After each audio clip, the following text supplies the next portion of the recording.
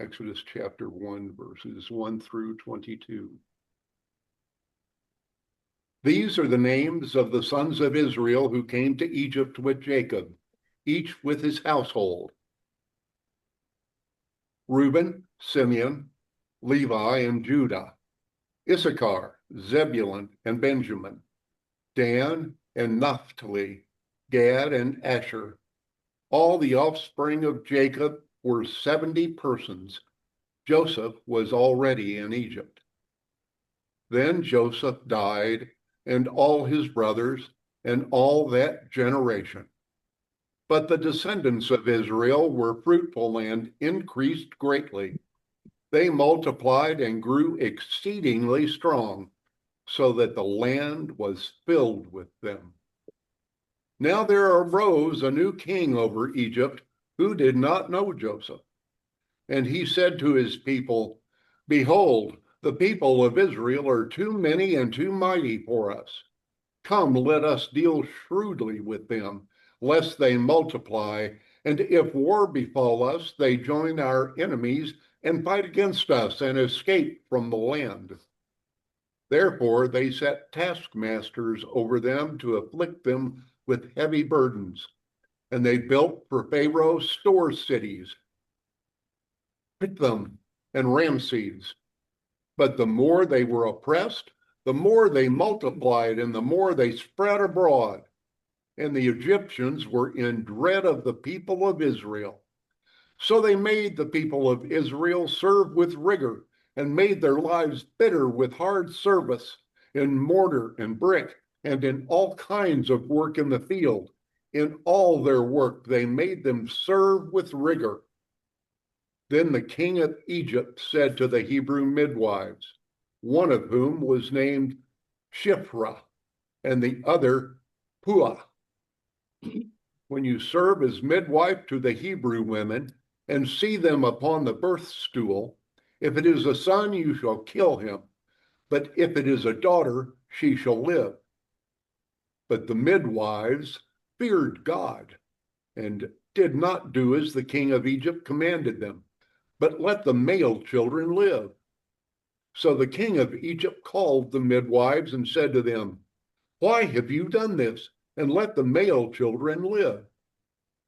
The midwives said to Pharaoh, "Because the Hebrew women are not like the Egyptian women, for they are vigorous and are delivered before the midwife comes to them." So God dealt well with the midwives, and the people multiplied and grew very strong.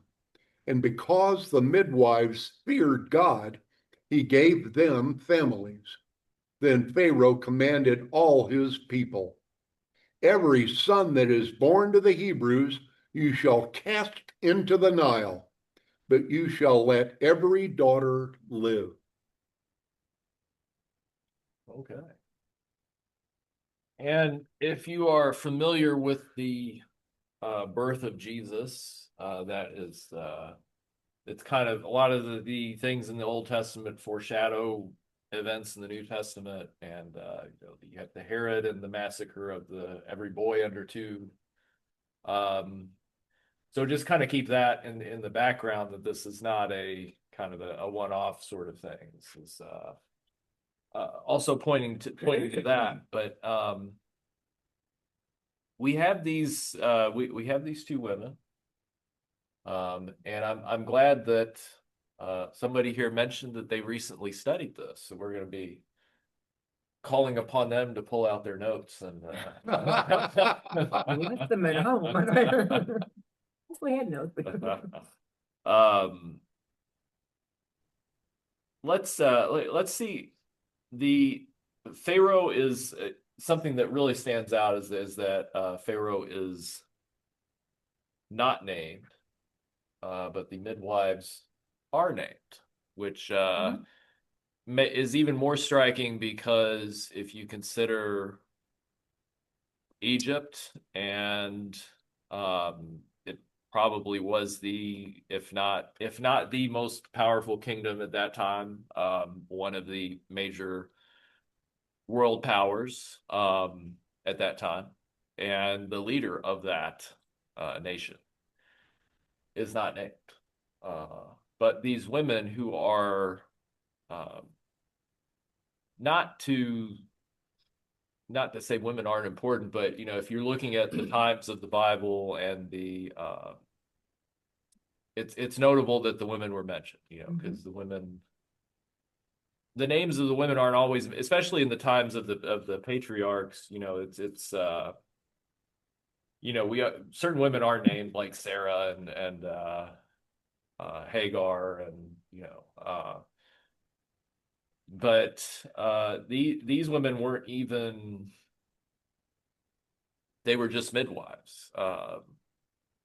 They weren't well-known people, but we're given their names and we're told what God did for them, which is also interesting.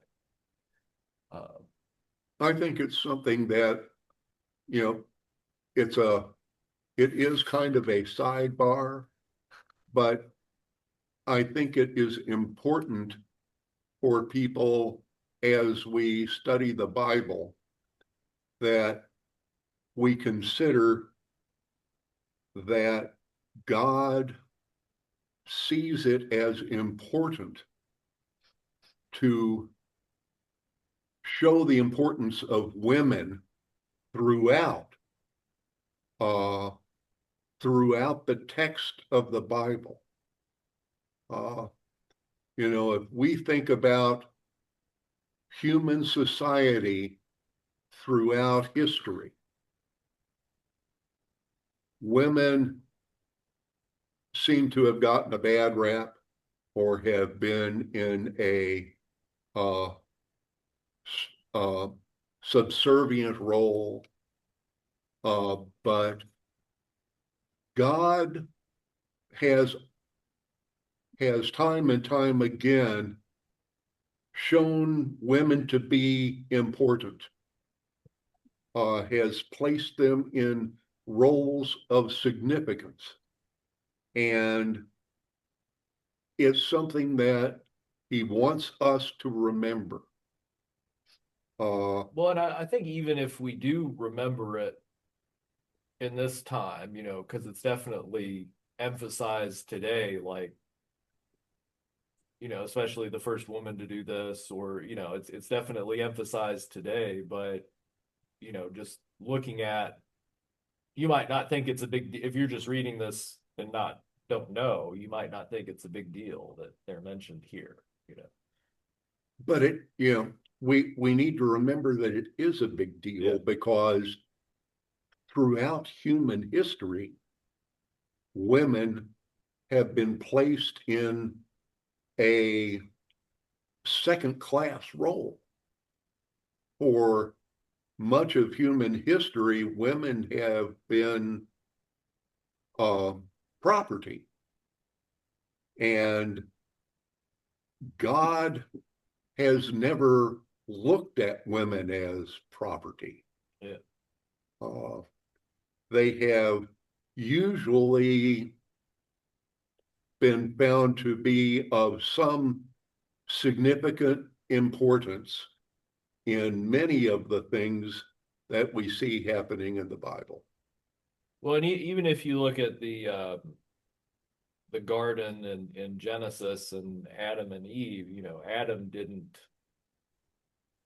Eve was not Adam's property, she was his help. Yeah, I mean, and we tend to think when we hear help, we tend to think less, like, well, they're under, but not really in that case. She was an important part of the,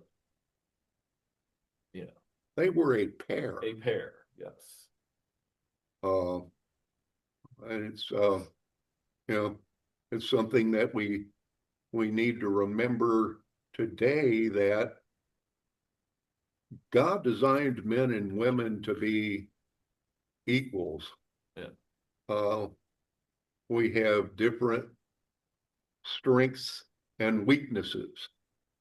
We're meant to be complementary in our roles in life. He designed us that way. But you do have this asymmetrical well, it seems asymmetrical on the surface. The most powerful guy or man in the world, essentially, or one of them, and the women who had, I don't know if they would have been seen as unclean, perhaps, since they were always constantly delivering children. I mean, it's a messy business, but it's an important business, but it's a messy business. Yes.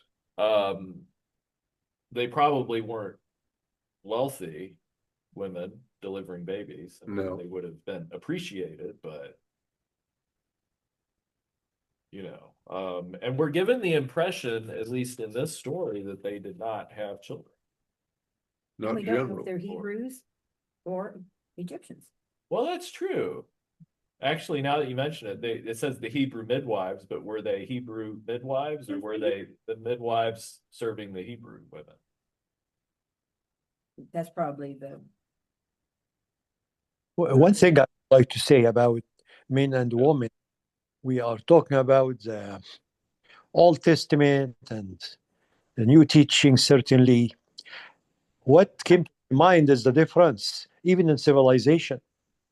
You have the Arabs in Saudi Arabia, the Gulf area, they have 4 wives, and they can have maybe more without wife. And just Saudi Arabia, until recently, they were not allowed to have driver's license. That's one extreme. And that's in the past, certainly. You go to the West, you look at Europe, you look at the United States, and that's the present. You can see that they are equal in everything, and whoever is better can lead, regardless if it's a man or a woman. So really, the equality that we are talking about, that's what God really wanted. And man, and he said he needs a woman, and he created his partner. It's materializing over centuries. You can see the civilization going that way. So that's really, it's not only the Bible, but you can see that it's developing in the direction of equality. Yeah.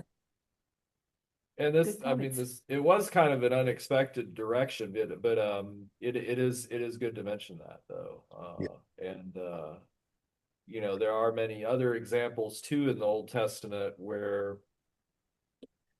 there were certainly certain roles and duties normally expected. Well, let's take this, not to get too far off track, but the story of Deborah and Barak, and the time of the judges was kind of a anarchy, it was kind of a time of disorder, and but Deborah was a female strong man, for lack of a better. Yeah. But she tried to get Barak to lead the charge, and he said, no, you'll have to go with me, Mhm. And then she said, because you said that, a woman's going to get to kill was it Sisera, the head peg. See the Book of Judges, that has a lot of nice stories like that, violent stories, but but in this case, this was a woman's, women were midwives, it was not a man's. I don't think you have any male midwives No. And the way it's worded here leads me to believe that these women were Hebrews, because it says that, oh darn it, where is it here? They were afraid of God. They feared God, Yes. but it also says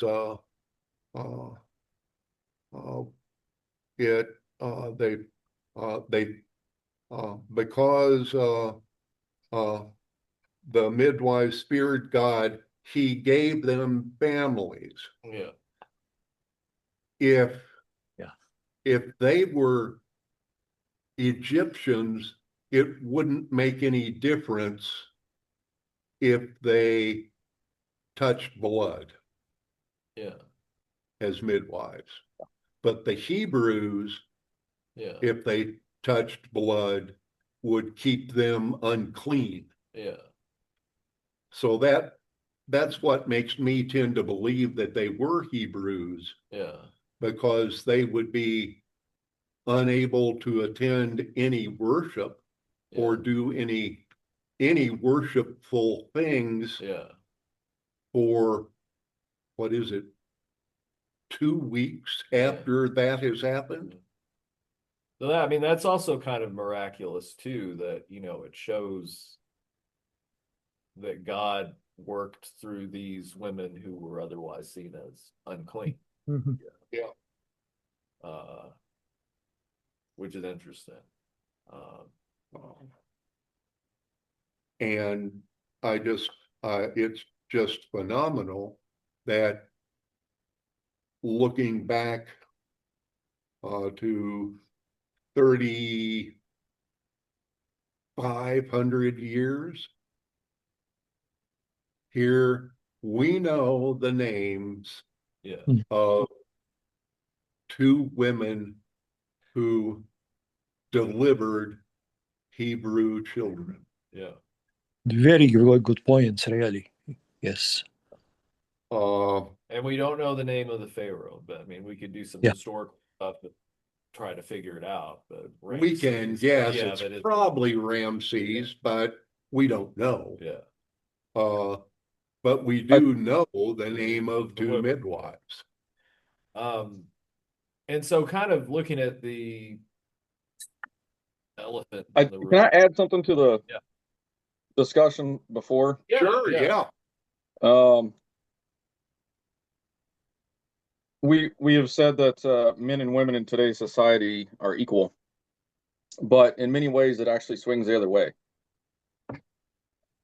There are a lot of benefits that women get that men do not have access to, like scholarships, business grants, lower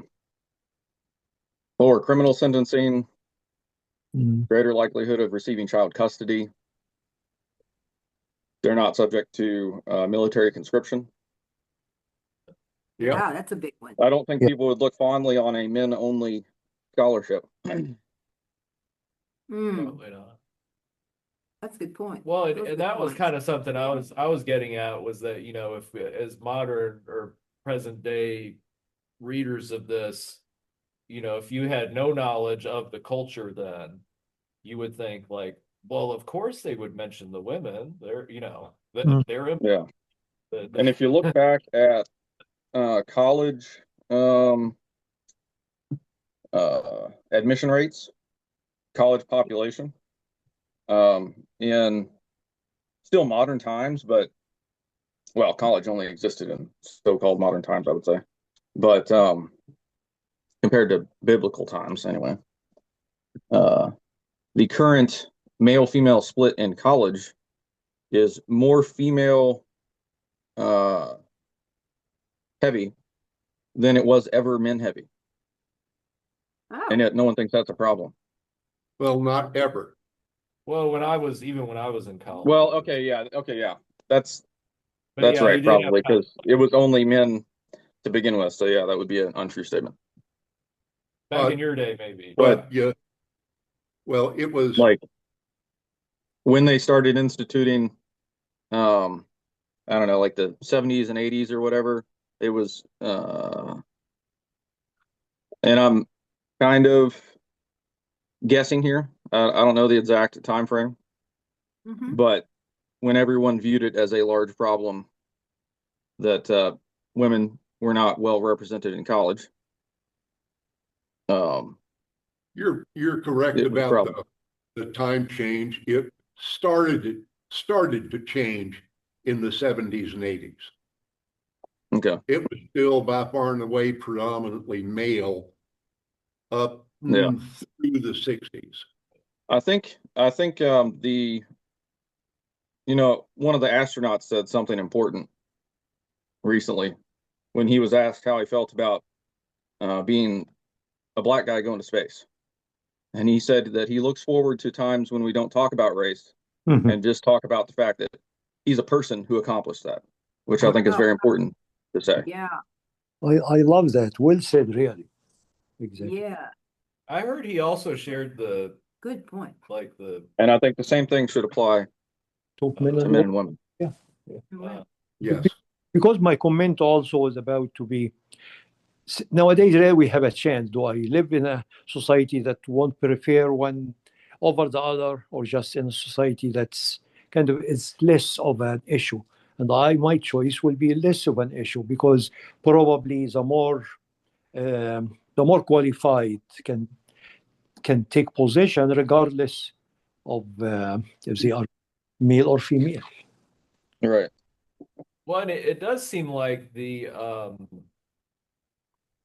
a truth that or kind of one timeless truth that is in all this is that no human society has ever really been perfect, as far as the systems that we've designed, or the governments. And we'll come back to the astronaut in a little while, because there was something I was going to mention, but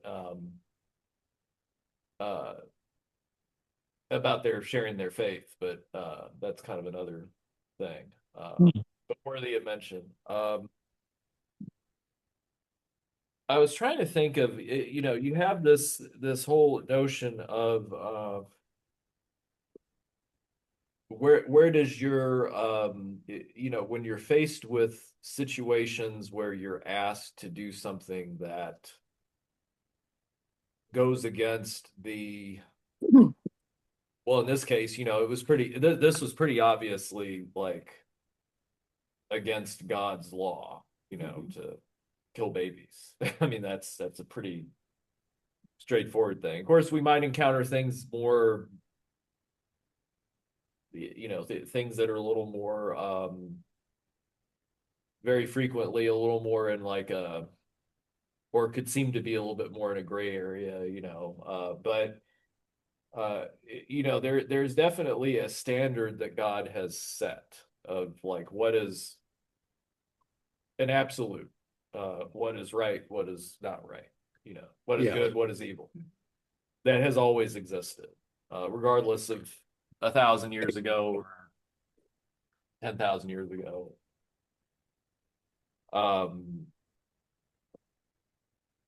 Or I guess you could say sin has always been sin. It's murder has always been murder. It's even before the Ten Commandments were written. I mean, it was not a good thing when Cain killed Abel. That's right. God did not like that. So you have, that I remember like watching the Passion of the Christ, and the story of Jesus saying, my kingdom's not of this world, to Pilate. And that being true of the kingdom of God, throughout all time. I mean, especially today, Christians in every nation, and so you have all these people that are following God in different cultures and different places, and you're going to run into situations where you're asked to do something, or you're faced with something. In almost every culture there's something. Some cultures there's more things that you run into conflicts, but there's always, there's stuff in our culture that we have to wrestle with. And some of the gray area stuff might be, what do you give your, because attention is a currency, even if you're not actively giving money to somebody, if you're paying attention to something, they're getting paid one way or another. Right. What do we do in these situations? And we can look at this story, and it's pretty clear that they made the right choice, but if you really think about it, they were facing, I mean, what was the punishment for disobeying Pharaoh's orders? I mean, Potentially death. But they feared God more than they feared him. Basically, Yes. yeah. So that was, well, that's another thing Jesus says, don't fear the one who can, who can, well, what does it, kill you, but fear the one who can cast you into hell, right? Yeah. So, Mhm. so that's kind of the found, and it's not fear in a bad way. It's the way the Bible talks about fear. This fear of God is different. Well, it's more, that's a big topic there, but which we've talked about. But um, in reality, this wasn't necessary. Obviously they wouldn't want to kill the male babies, but also they had full knowledge that they were facing potential consequences for. And I also find that to be a fascinating part of the story is that, they made it through this unscathed. Yeah, I mean, unscathed. that's just Unscathed, like good word. the Showing that ordinary people can have a huge impact. yeah, God uses ordinary people well as yeah. those who stand out, like David and others. So they weren't doing this expecting a reward, Hmm. at least not on this side of things. They were Right. doing this just because this is what Is God right. expected. Yeah, is right. And they actually did end up getting rewarded. But I mean, Pharaoh ended up trying to kill the babies anyway. But the women still did. The important thing was the women still did what they could. Yeah. Oh gosh. So I'm thinking about this concept of we have these. I was going to kind of mention this earlier, but I was trying to think of a way to mention it without it sounding like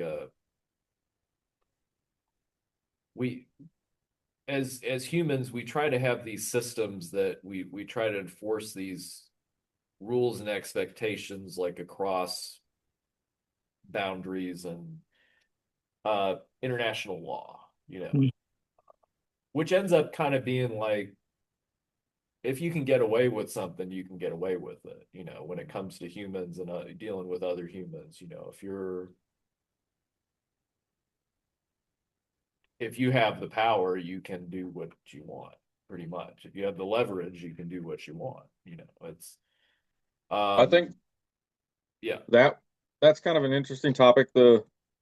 Um, I'll detour us just for like 30 seconds here and then come right back to it. Okay. Yeah.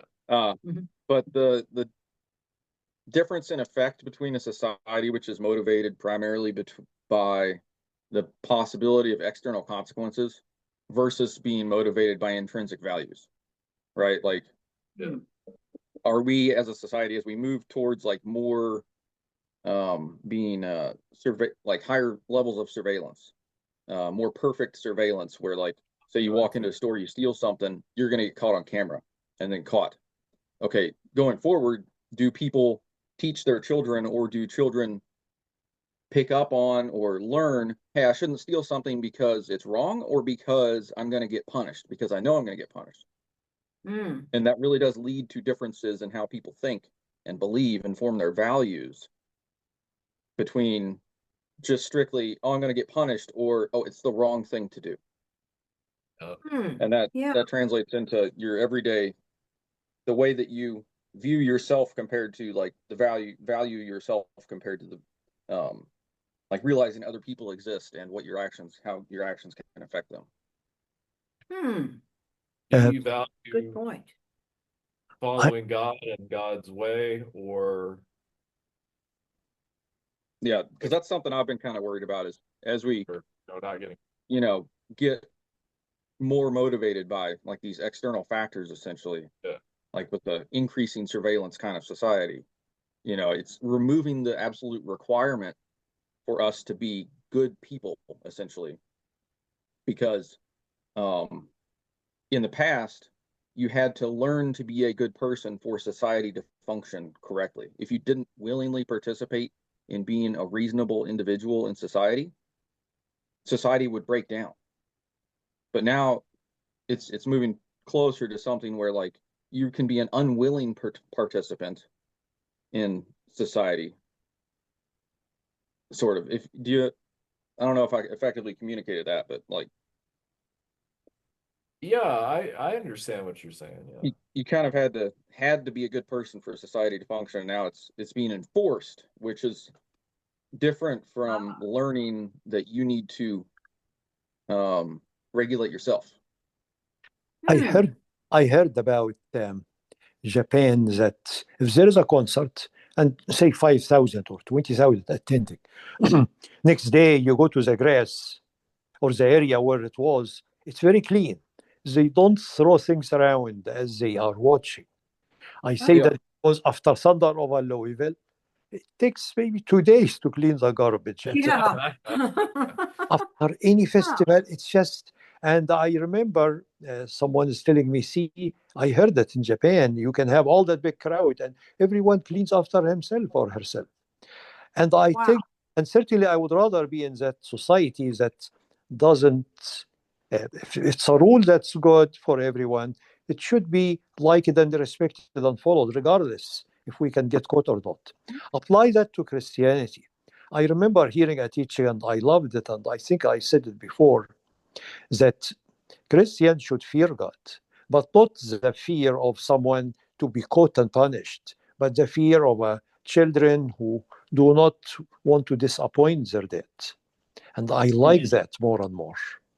So that has something to do also with what we are saying, following the law because it's enforced or because we think it's better. Hmm. Now, Yeah. hopefully, Yeah. we we would raise our children Yeah. and participate in our neighborhoods and our communities. We would behave in such a manner that we want to behave in a particular manner. We would want to be clean instead of uh, uh, people fearing that someone's going to get down on us because we litter. But we would pick up after ourselves because we are proud because our area is clean. So we clean up after ourselves naturally. There's a difference in the personal attitude there. You're not afraid of being caught.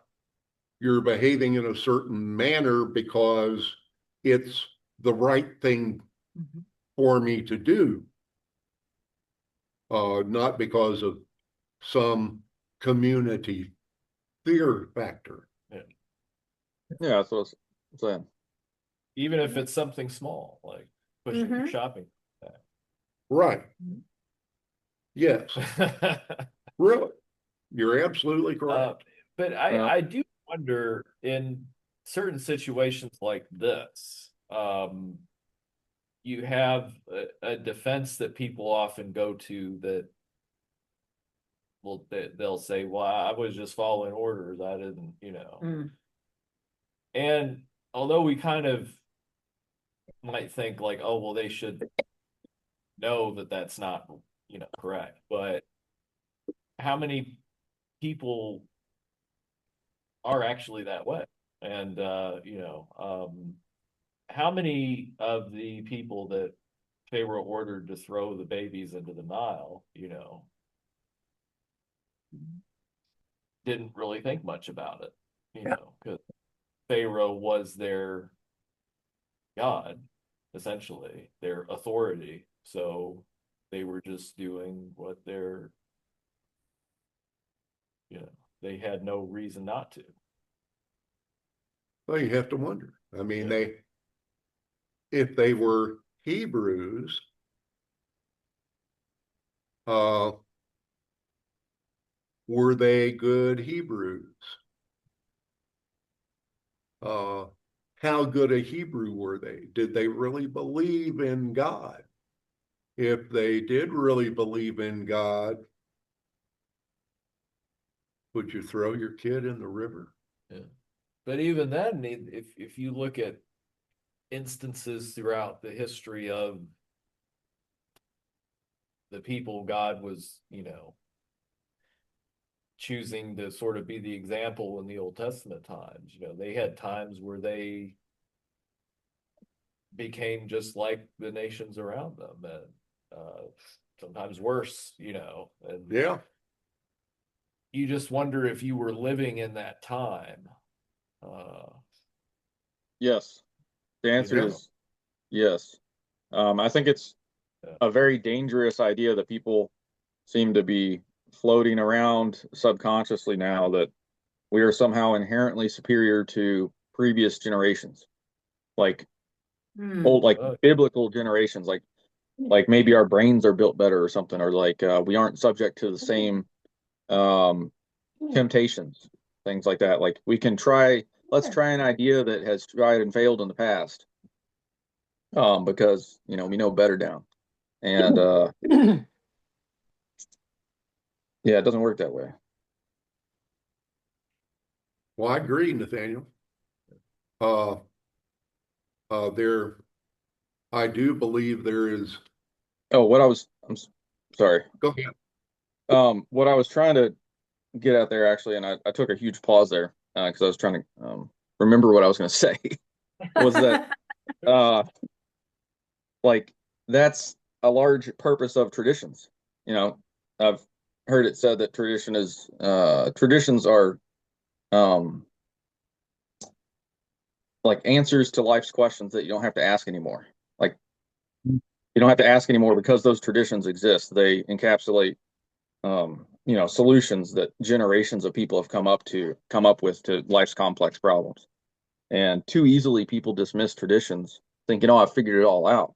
Okay, well, if you're like a scholarly, like once in a lifetime uh, philosopher, then okay, maybe you're qualified to dismiss a tradition easily. Maybe. But if you're not, you really need to be able to explain fully why that tradition exists, what problems it solves, and why your solution is better for society before you dismiss tradition. And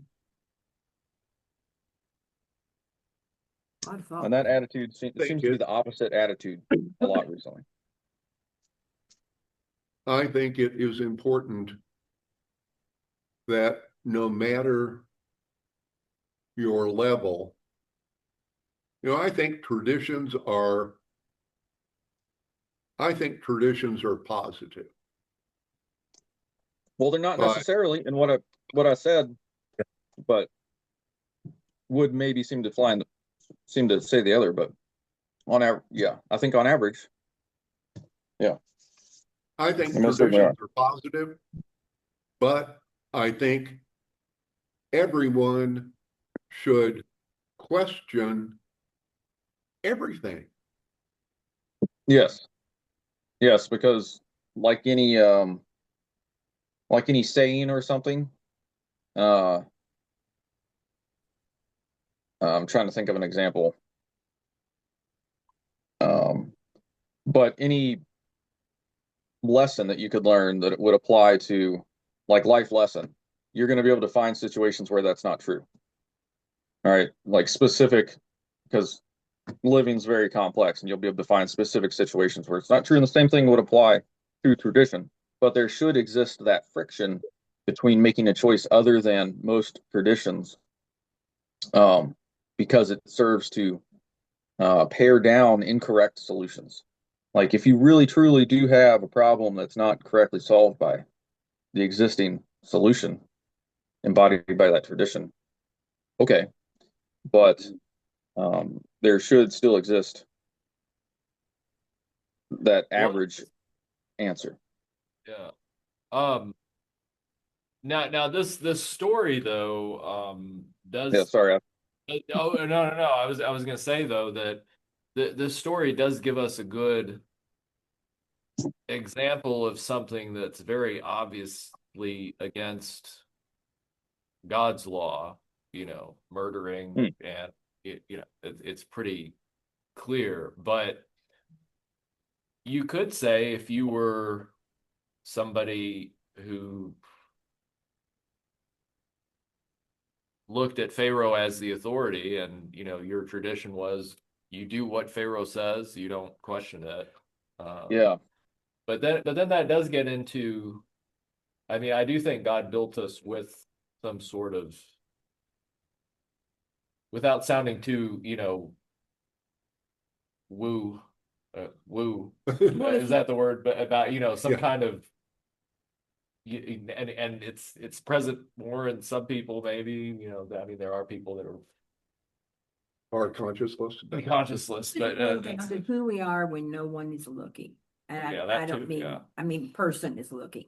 yeah. And there's that saying that, or not, that quote that's gone around, if you were arrested for being a Christian, would there be enough evidence to convict you? That's, to me, that's extremely powerful. We answer to a higher being. Easier said than done in a situation like they were facing life and death, but it's amazing, their faith, and they seemed unwavering in it.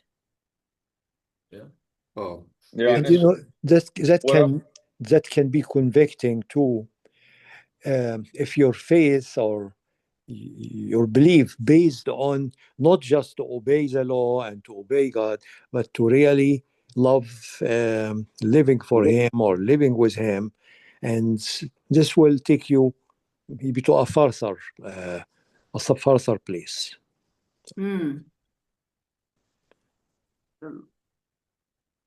Yeah.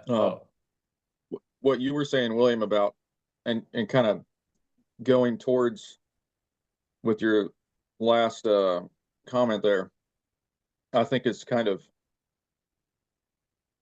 ties into what I was saying and the source of the start of my thought process on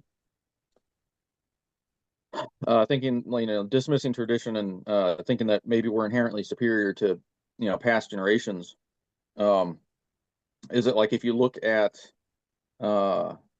Germany, as they turned into Nazi Germany, do we really think that we are inherently superior humans to the people that joined the Nazi party? And the answer, I can answer it, is that we're not. We would be subject, like if you took today's people and put them in Germany, we so depend on outside influence for our, intuition, and we're very subject to outside influence. So, Or any historical, I mean, the French Revolution or the Bolsheviks or I mean, yeah. I don't think that we are essentially different from creatures, from people who were around 10,000 years ago. Yeah. At the basic nuts and bolts of people, I do not believe have changed. I don't believe we have changed. I believe that people get mad at the same sorts of things. I believe we feel good about the same sorts of things. I believe the hardware and software that drive human beings is pretty much the same, going back as far as we have been thinking beings. Which, I mean, really says something when you have two women like this who, I mean, they really had to go against the current in a sense. This is recent. I mean, this is only like something less than 3,500 years. Right. But I do have some thought. These women, I interpret it as being brought before Pharaoh more than once about this. Yeah. But they gave him the same reason and he bought it. Yeah. I've been surprised about that. That is kind of the funny little, like, Hebrew women are vigorous and they give birth before. Okay, you used that once now. Yeah. Well, I got to find another plan. Have them take them and throw them. well, now talking about vigorous women, it does remind me though of difference between the vigor of women, and had I not experienced that sort of thing, I might, question it. But when I was in Vietnam, we had hooch maids, is Yeah. what we called them. Yeah. We hired young women who we To clean your place. yeah, Yeah. to clean the places that we Yeah. built, the bunkers that we built for ourselves to sleep in, and spend our off time in, when we were at a fire support base for any period of time. And they would do our laundry and clean the place, and had occasion to be aware, didn't know her personally, but be aware of one. I'm aware of one of them that was pregnant, and watched her, and she came to work one morning, and around midday, you didn't see her for about half an hour, and she came back out, and she had delivered her baby, and had cleaned it up, and came back out and finished her day of work and went on. Now, you can see right there these two women talking about vigorous women. Yeah. And it made me, as I read about them talking about these Hebrew women, I could see women like that Hebrew hooch maid that I saw in Vietnam. Women who were daily working hard. Yeah. And they were physically strong women. Well, I guess, you could see Pharaoh kind of buying that. Like, well, they're workers, so they must, Yeah, and on the flip side of it, the women of whom he was aware Yeah. were pampered in their living. Well, that's true. And they would not have been women who would have been accustomed to being uh, uh, to doing that. Yeah. Well, even if you look at Exodus 2, Pharaoh's daughter gets somebody else to nurse, gets a Hebrew woman to nurse. Right. No. No. Yeah. You say no? No, No to Peppo. Yeah. That's what I thought. Yes. Yeah, I'm sorry. She's No, you're fine. she's She- after my chicken. She wants people. You say no to what you were saying. I intuited. Yeah. you intuited pepper. Oh, goodness. Something regarding what Bill was saying. I remember an episode of Mesh, the TV show that I think they Yes. were in Vietnam, and she was a very strong, very strong. She had wounds and was sick, and yet she did not complain much. She did not scream or just. I see what he is saying. That certainly culture can be a big part of enduring the pain and suffering, and just bearing with it for a long time. So it can be true. It is true. Yeah. Yes. But certainly these midwives took a risk. I mean, yeah, they came up with that story, but they took a risk. If he did not believe them, he could have just killed them. So, and they took a risk because they were just, it doesn't sound right to them. They think God does not approve that. And that's why we still remember their names. That's right. True. Yeah. And just kind of a side, just because of the time, but Oh, yeah. 15. I wanted to ask, and the answer might be kind of straightforward, but God rewarded I guess you could say rewarded, confirmed. In a way, this was kind of a sign that the women weren't killed, and they did end up having families of their own. So that's kind of a confirmation there that they, not that we need a confirmation of that, or that they needed that because they knew what was right. But there's no immediate repercussion for Pharaoh for doing this act. And For doing what? For having all these babies killed. Just like Herod in the time of Jesus. You said Pharaoh. Pharaoh, yeah. Okay. God did not smote him immediately. Mm-hmm. No, God allowed him to go on to. Now Moses deals with a different one after him, right? With Moses may dealing with, but he. well, I mean, it's 60 years later.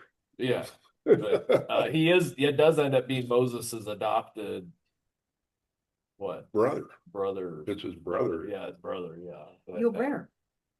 Yeah, Yul Brynner. In that famous movie. I think Maggie would have done better in that. I hear my name. But I mean, there's you look at that, but nothing happens to Pharaoh right away. I mean, that's because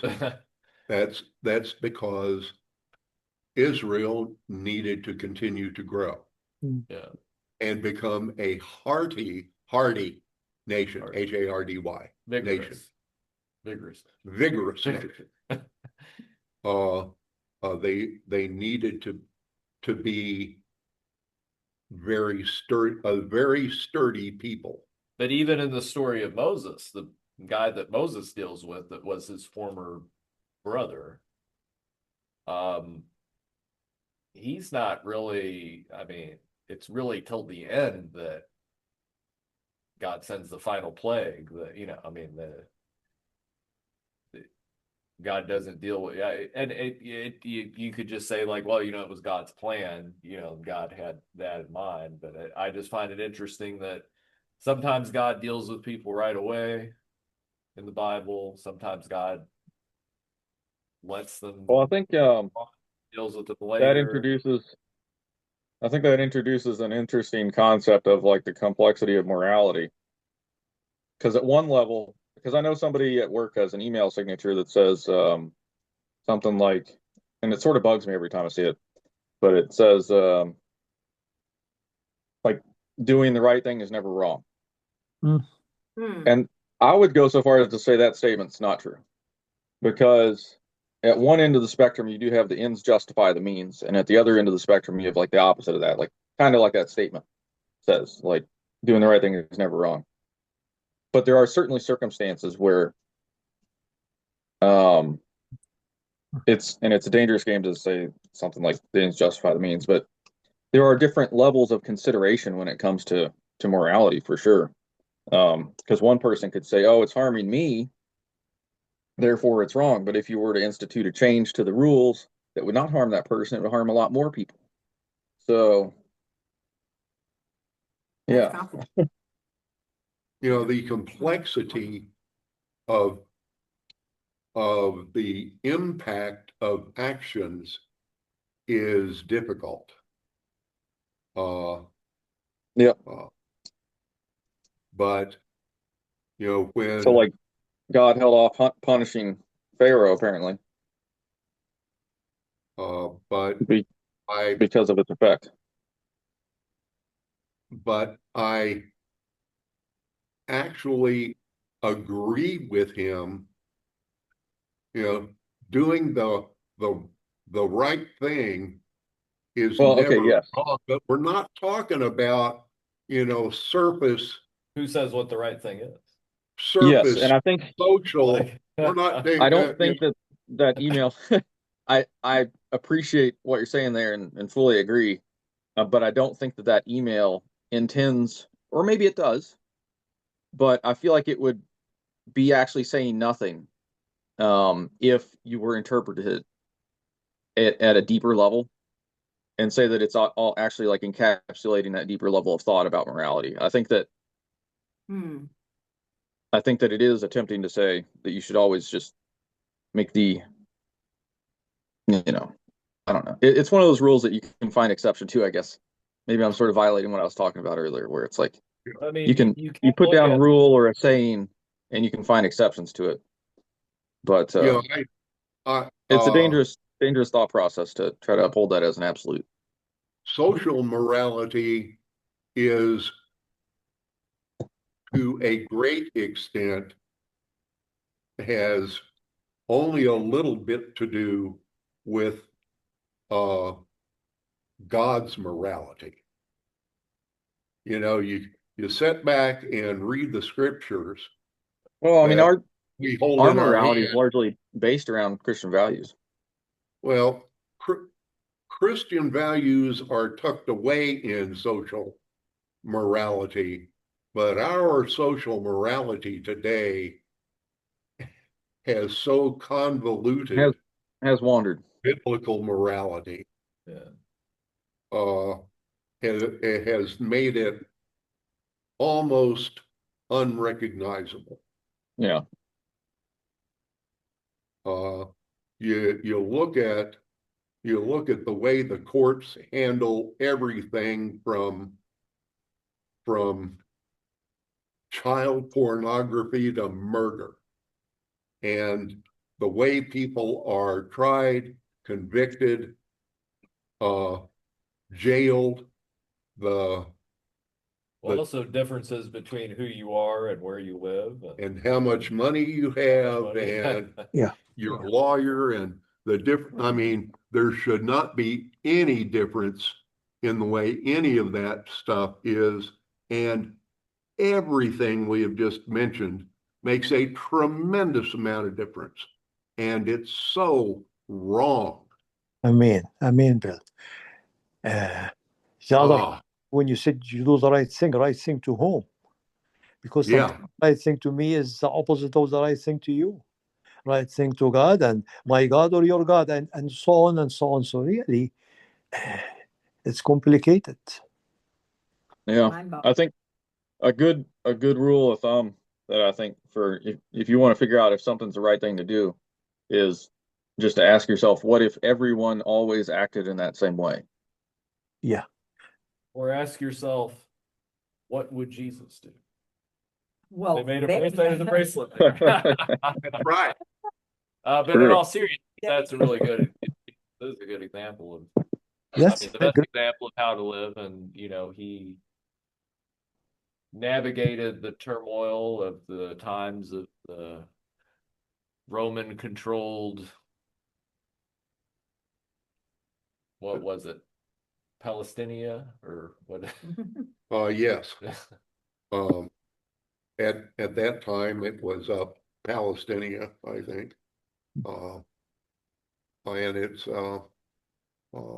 ruled by tetrarchs and all kinds of Herods and. Are you referring to Eric Erickson, the developmental psychologist? We had an AI there talking to us. Bill's you're turning it off, but didn't want to go. Yeah, well, yeah, we might. We're all AI. We've all just been AI this whole time. Sorry to let everybody down. No. Well, that's disappointing.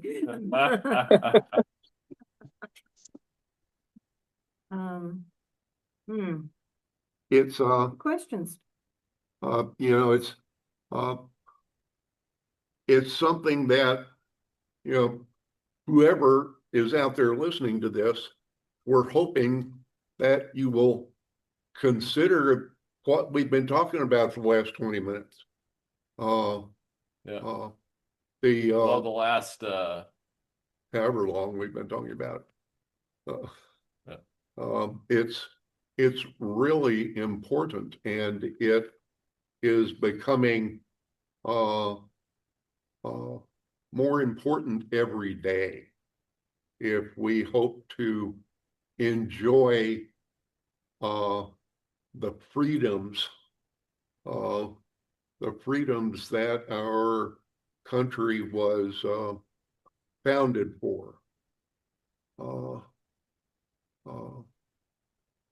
And you know, I have watched the freedom in our country change over my 70-some years, and I know all of this is going to, Tickle somebody.